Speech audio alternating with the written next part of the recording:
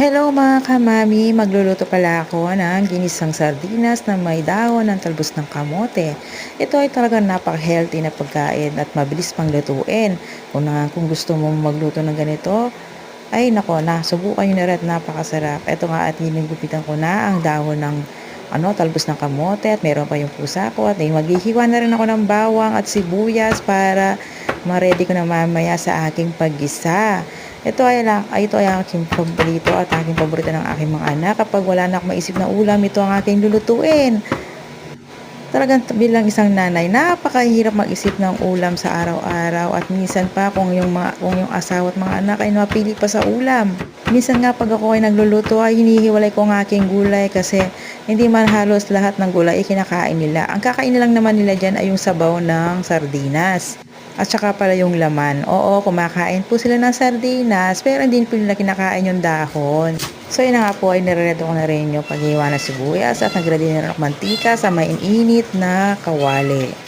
At kapag nainit na yan, lalagay ko na, uunahin ko na yung sibuyas. Uunahin ko na yung sibuyas. Kayo, anong inuuna nyo? Yung bawang o sibuyas? Ako guys, iniuna ko yung sibuyas. Naku, Diyos ko, nauutang na ako guys. Ayan, tapos pagkatapos yan, isusunod ko na rin ang bawang. Ayan, hanggang sa isasangkot ko muna yan hanggang sa lumabas na yung kaluluwa ng dalawang yan at napakabango talaga yan guys.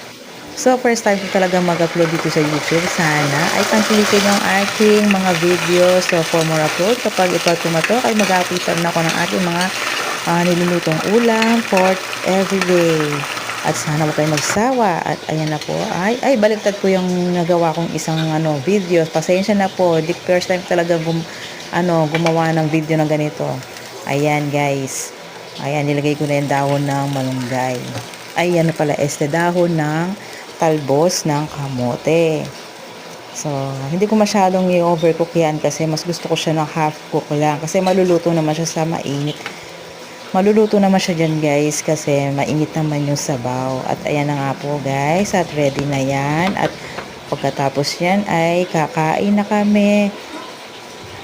Please watch my video and follow for more.